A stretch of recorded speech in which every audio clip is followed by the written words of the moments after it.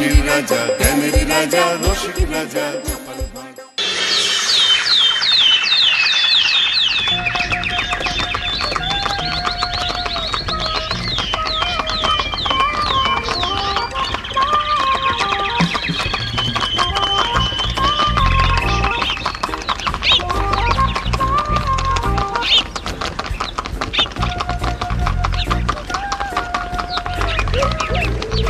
অনেক দিন পর বেশ লাগছে বন ভ্রমণ। মাঝে মাঝে কাজের ফাঁকে এইসব জায়গায় এলে মন খুব ভালো লাগে। শুদ্ধ বাতাস, মাটির সোনা গন্ধ, পাখির কলতান, আহা।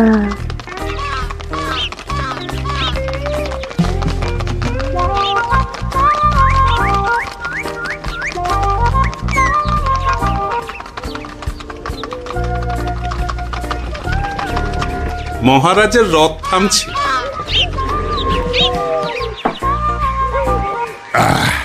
আমরা এইখানে বসে আজ রাজকার্য পরিচালনা করব।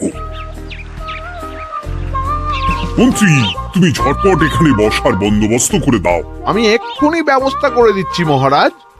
এই এখানেই আমাদের বসার জন্য ছাউনি করে দাও। এক্ষুনি করে দিচ্ছি মন্ত্রী মশাই।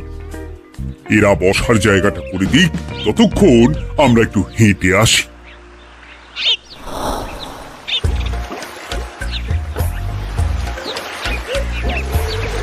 সকালবেলা হাঁটা শরীরের পক্ষে খুব ভালো মহারাজ।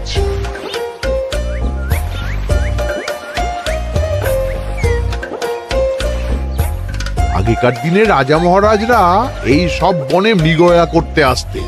মৃগয়া একদম ভালো নয় মন্ত্রী। তুমি জঙ্গলে আসছো অন্য প্রাণীদের মারতে। কেন মারবে?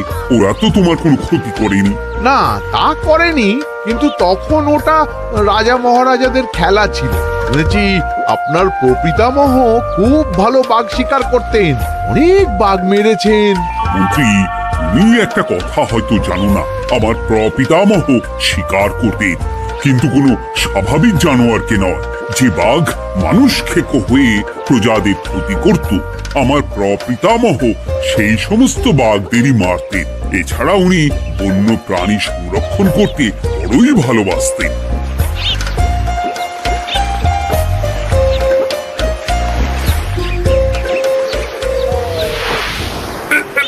উফ, এটা আবার কি? এই এটা আবার কোথা থেকে উড়ে এলো? কোথাও তো ঝড় হাওয়া কিছুই নেই।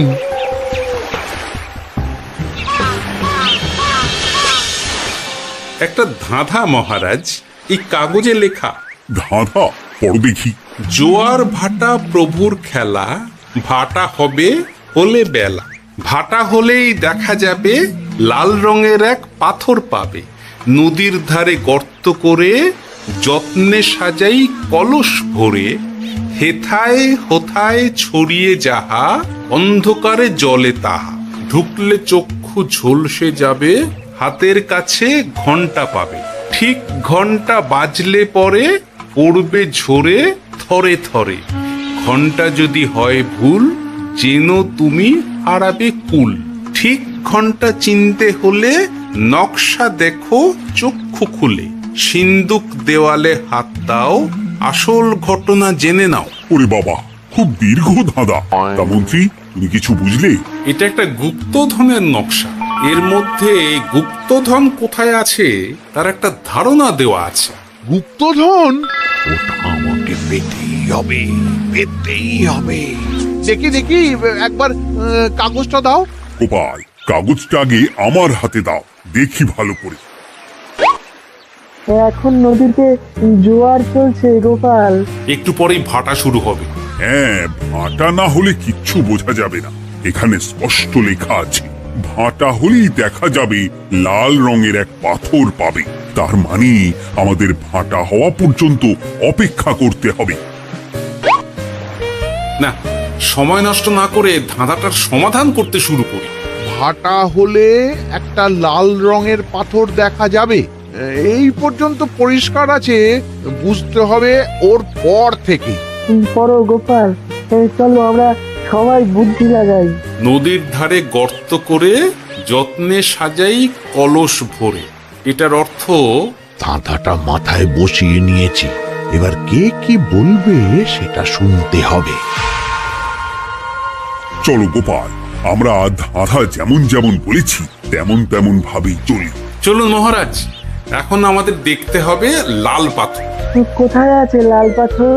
চলো চলো সবাই, চোখ কান খুলে আমরা নদীর পাড় ধরে হাঁটি। আমি একটু তফাতে হাঁটি। গুপ্তধন আমাকে একা পেতে হবে। ভাটা হলেই দেখা যাবে লাল রঙের এক পাথর পাবে। আমাকে চোখ কান খোলা রাখতে হবে। লাল পাথর, নদীর চড়ায় লাল পাথর দেখতে হবে। লাল পাথর, লাল পাথর। ওটা কি? তো এই তো লাল পাথর, লাল পাথর। ওরা অনেকটা এগিয়ে গেছে, ওদের আমার দিকে নজর নেই। এই সুযোগ, এই সুযোগ, একা একা গুপ্তধন নিয়ে পালাবো।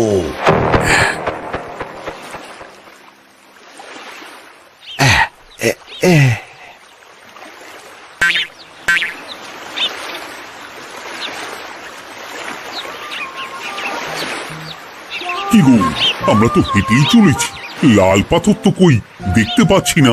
আরেকটু হাঁটতে হবে মহারাজ, গুপ্তধন বলে কথা, ও কি আর সহজে ধরা দেয়? সেটা অবশ্য সঠিক কথা।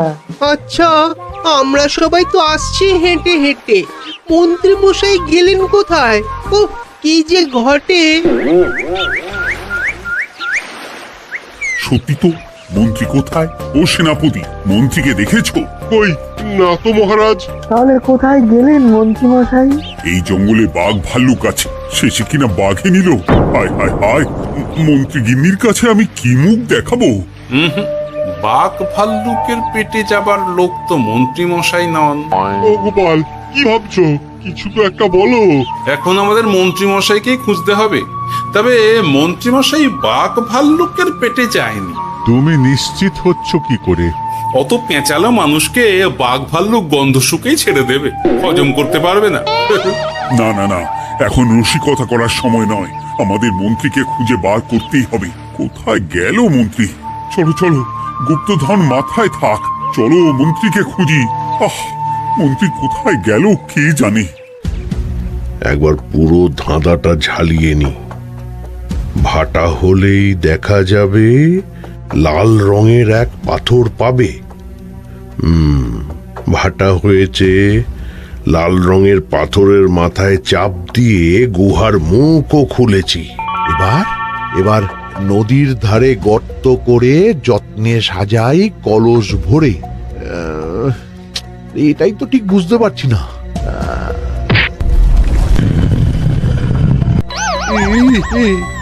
এই রে, এবার কি হবে? হ্যাঁ মহারাজ, কোথাও একটা আওয়াজ হলো। এই, আওয়াজটা কোন দিক থেকে হলো? চলুন সামনে এগিয়ে যাই। আমার মনে হয় আওয়াজটা সামনের দিক থেকে এলো। আমারও তাই মনে হলো। তবে কি মন্ত্রী মশাই লাল পাথরের হদিশ পেয়ে গেছেন? আমাদের চোখে পড়লো না, অথচ মন্ত্রী মশাইয়ের চোখে পড়ে গেল। আসলে আমরা কথা বলতে বলতে গেছি, তাই নজরে পড়েনি। মন্ত্রী মশাই একা একা আমাদের পেছন পেছন আসছিলেন। উনি ইচ্ছে করেই আমাদের পেছনে পেছনে আসছিলেন। নিজে একা গুপ্তধন নিয়ে যেতে চেয়েছিলেন, এখন কোথায় আছেন কে জানে।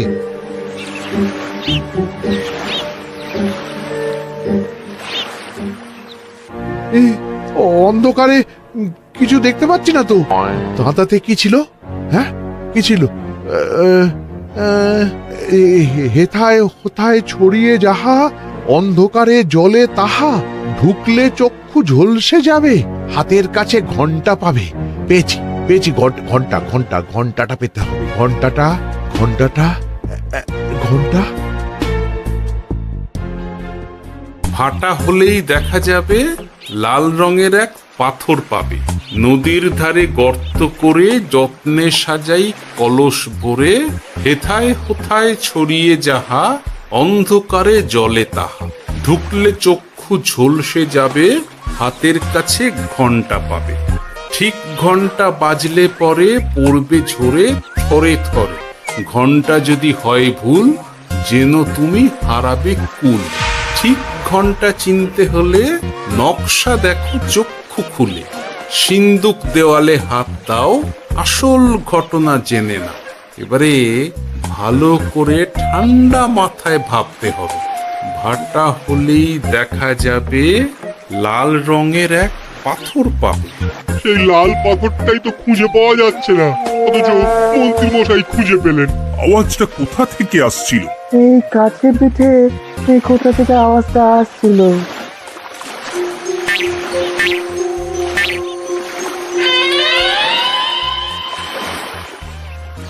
এই তো এটাই মনে হয় সেই লাল পাথর। একটু নাড়িয়ে চাড়িয়ে দেখি তো কিছু হয় কিনা।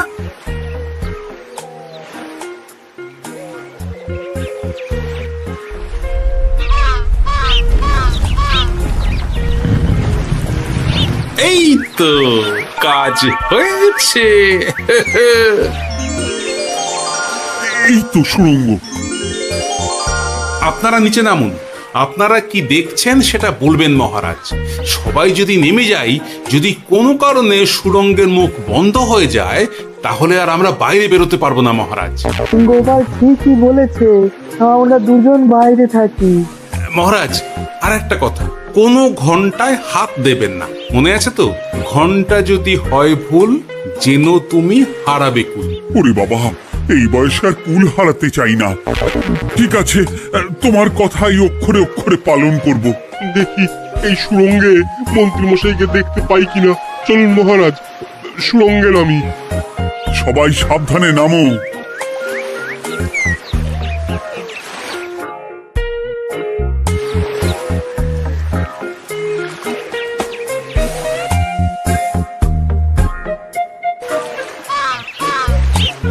মহারাজ, ওখানে কি কি দেখতে পাচ্ছেন? ওখানে কি মন্ত্রী মশাই আছেন? না গোপাল, মন্ত্রীকে এখনো দেখতে পাইনি। শুধু আমি এখানে অজস্র পাথর দেখতে পাচ্ছি। পাথরে পাথরে ছয়লাভ, ছোট বড় অজস্র। পাথরগুলো বড় অদ্ভুত, কিরকম কিরকম মানুষ মানুষ গড়ন। লম্বা বেঁটে হরেক রকম। মানুষ মানুষ গরম, সেটা কিরকম? আর কিছু? কোনো কলসি কি দেখতে পাচ্ছেন? কলসি তো দেখতে পাচ্ছি না। মহারাজ, কলসি থাকতেই হবে, কারণ ধাঁধায় লেখা আছে নদীর ধারে যত্ন করে যত্নে সাজাই কলস ভরে। গর্তটা আসলে হলো সুড়ঙ্গ, কিন্তু কলস। মহারাজ, মহারাজ, এইদিকে একটা কলসের মতো কি যেন আছে। এইদিকে আসুন, এদিকে। হ্যাঁ গোপাল, দেখতে পেয়েছি। এবার আমি যেরকম যেরকম বলবো সেই রকম সেরকমই করবেন। আমি বিজ্ঞানীকে নদী থেকে জল তুলে পাঠিয়ে দিচ্ছি। পাত্র কোথায় পাবে? আমাদের জল খাবার যে পাত্র আছে সেটা আনতে লোক পাঠাচ্ছি। ঠিক আছে। শুধু একটা কথা বলছি, আপনারা কেউই সুড়ঙ্গের ভেতরে কোনো কিছুতে হাত দেবেন না। কেন গোপাল? সব পরে বলবো, এখন আমি যা বলছি সেটা শুধু মনে রাখুন। সুড়ঙ্গের ভেতরে কিছুতে হাত দেবেন না। ঠিক আছে। প্রহরী, তুমি যাও, যেখানে আমাদের বসবার আয়োজন করা হয়েছে সেখানে গিয়ে একটা জলের পাত্র নিয়ে নদী থেকে জল ভরে নিয়ে এসো। গোপাল, মন্ত্রী মশাই কোথায় গায়েব হয়ে গেলেন? কোথাও গায়েব হয়ে যাননি বিজ্ঞানী, কোথাও গায়েব হয়ে যাননি উনি।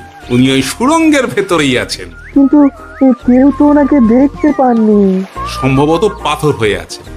এখন কিভাবে পাথর হয়েছেন সেটা তো আমি বলতে পারবো না। সবটাই স্বপ্নের মতো লাগছে। ঠিক যেন স্বপ্নের মতো লাগছে। এই জীবনে সুড়ঙ্গ দর্শনও হয়ে গেল।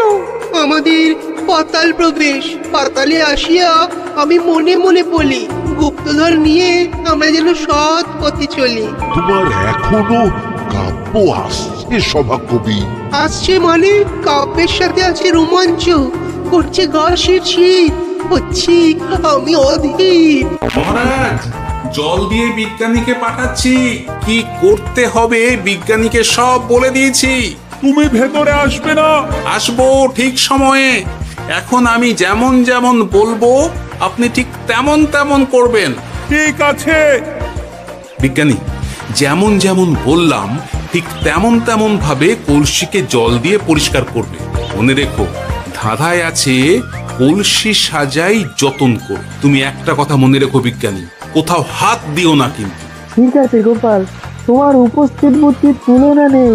আমি যাচ্ছি গোপাল। সাবধানে সাবধানে। মহারাজ, বিজ্ঞানী যাচ্ছে। সাবধানে নামো, সাবধানে।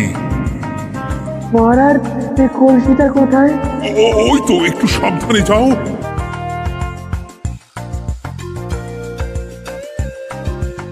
বিজ্ঞানী, কলসির দেখা পেয়েছো?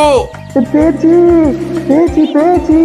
এবারে কলসিটাকে ভালো করে জল দিয়ে ধুয়ে দাও। কলসির আলোয় সুড়ঙ্গ আলোকিত গোপাল। এরপর কি? ভালো করে দেখুন মহারাজ, কোথাও ঘন্টা দেখতে পাচ্ছেন কিনা। ঘন্টা? একটা তো নয়, সার সার ঘন্টা, অনেকগুলো ঘন্টা। সাবধান, ঘন্টায় হাত দেবেন না, শুধু দেখুন।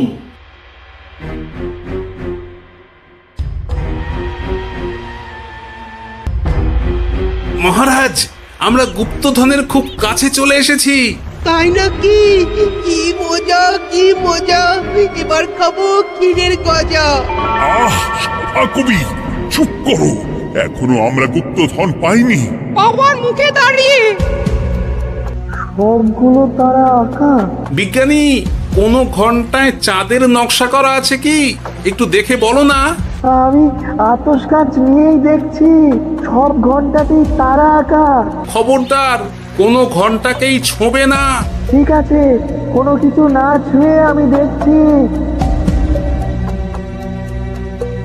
পেয়েছি গোপাল, চাঁদ আঁকার ঘন্টা পেয়েছি। ওই ঘন্টাটা বাজাও, বাজাও।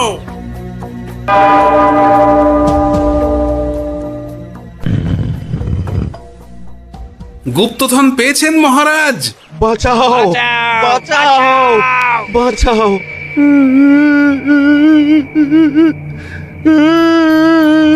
বাঁচান মহারাজ, বাঁচান বিজ্ঞানী, মহারাজ। মন্ত্রীর গলা পাচ্ছ না? মহারাজ, আমি পাথর হয়ে আছি, আমাকে মানুষ করুন মহারাজ। তুমি তো মানুষই ছিলে, হঠাৎ করে পাথর হলি কেন? মহারাজ, গুপ্তধন পেয়েছেন? পেয়েছি, তার সাথে মন্ত্রীকেও পেয়েছি। মন্ত্রী এইখানে কোথাও পাথর হয়ে দাঁড়িয়ে আছে। দাঁড়ান মহারাজ, এবার আসছি। সাবধানে এসো। আমি ভেতরে যাচ্ছি, বুঝলে? যদি কোনো কারণে দেখো পাথরটা গুহার মুখটা আটকে দিয়েছে, অমনি তোমাদের কাজ হলো পাথরটাকে ছুঁয়ে ফেলা, বুঝলে? ঠিক আছে গোপাল দাদা। আমার মনে হয় বিপদ আর কিছু ঘটবে না, তবুও সাবধানের তো মান নেই। ঠিক আছে, তুমি নিশ্চিন্তে ভেতরে যাও। বাঁচাও, আমাদের বাঁচাও, আমাদের সবাইকে মানুষ করুন। আমাকে মানুষ করুন মহারাজ। আপনাকে তো মানুষ করা হবে মন্ত্রী মশাই। আগে বলুন, আপনি পাথর হলেন কি করে? ও, মনে পড়েছে, ধাঁধার শেষ লাইন। সিন্দুক দেওয়ালে হাত দাও, আসল খবর জেনে নাও। সত্যি গোপাল, তুমি না থাকলে এই এত কিছু আমাদের সবার কাছে অজানাই থেকে যেত।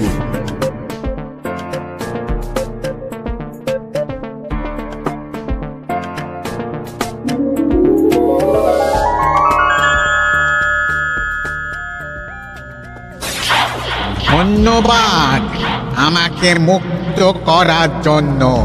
আপনি কে? আমি যক্ষ। আমাকে এই ধন সম্পত্তি পাহারা দেওয়ার জন্য এক ডাকাত দলের সর্দার যক্ষ করে রেখেছিল।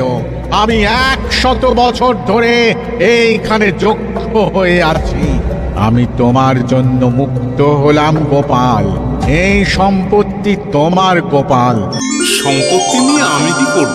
আমি এই সব সম্পত্তি মহারাজকে দান করলাম। রাজ্যের অনেক কাজ হবে এতে। তুমি ধন্য গোপাল, তুমি ধন্য। এবার আমার যাবার সময় এসেছে, আমাকে যেতে হবে। যাবার আগে এই পাথরগুলোকে মানুষ করে যান। এরা সব লোভী। আমি আমার সীমিত ক্ষমতায় এই গুপ্তধনের ধাঁধাকে এখানে যারাই ভ্রমণ করতে আসে তাদের হাতে তুলে দিই, কিন্তু কেউ এই ধাঁধার সমাধান করতে পারে না। সবার মনে লোভ কাজ করে, এই লোভ এদেরকে পাথর করে রেখেছে। পাথর হলো কি করে? একটা মানুষ এসে বুক ভরা লোভ নিয়ে আধা পুরো না জেনে পাথরে হাত দিলেই সে পাথর হয়ে যাবে। আমাদের ভুল হয়েছে, আর লোভ করব না। আমাদের বাঁচাও, আমাকে মুক্ত করে দিন। আমার খুব ভুল হয়েছে মহারাজ, মুক্ত করে দিন আমায়। তুমি এখানে আগে এসেছিলে, তাই তো আগে এসে ভাবলে নিজেই একা একা গুপ্তধনকে হরপ করে দেবে। এদিকে তোমাকে না দেখতে পেয়ে আমাদের কত চিন্তা হচ্ছিল। যারা লোভী তারা কারো কথা ভাবে না, শুধু নিজের কথা ভাবে। আমাকে আর একটা সুযোগ দিন, আমি আর লোভ করব না মহারাজ। তোমার কথার কোনো দামই নেই। না মহারাজ, আমাকে আর একটা সুযোগ দিয়ে দেখুন, আমি আর লোভ করব না। আমাকে মানুষ করুন মহারাজ। আমাদের সবাইকে মানুষ করুন, দয়া করে মানুষ করুন। যক্ষরাজ, এদের আপনি ক্ষমা করে দিন। ঠিক আছে, তোমাদের আবার মানুষ করে দিচ্ছি।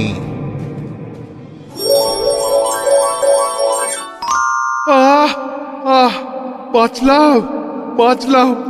এইরকম বারবার বাঁচা যাবে না, কিন্তু এবার সাপ ব্যাং যাই হবে না কেন ওইভাবেই থাকতে হবে, এই আমি বলে দিলাম। এবার আমার মুক্তি। মুক্তি নেবার আগে আরেকটা প্রশ্ন।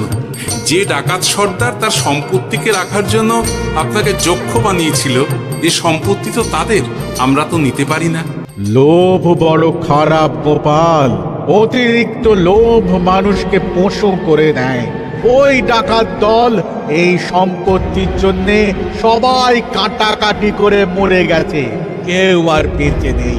সুতরাং এই সম্পত্তিতে তোমার অধিকার আছে।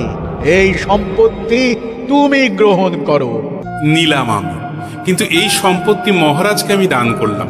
ডাকাত দল জনগণের সম্পদকে লুটেই তো সম্পত্তি বানিয়েছে, তাই আমি জনগণের কাজে লাগবার জন্যই এই সম্পত্তি মহারাজকে দিলাম। গোপাল, তোমার জয় হোক। এবার তাহলে আমি যাই। তোমরা সবাই সুখে থেকো আর ভালো থেকো। গোপাল, তোমার তুলনা হয় না। তোমার ঋণ আমি কোনোদিন শোধ করতে পারবো না। তুমি কৃষ্ণনগরের জন্য যা করলে তা ইতিহাসে লেখা থাকবে। না মহারাজ, আমি এমন কিছু করিনি। এই কাজ সবাই করবে। জয় গোপালের জয়, জয় গোপালের জয়, জয় কৃষ্ণনগরের জয়। জয় কৃষ্ণনগরের জয়।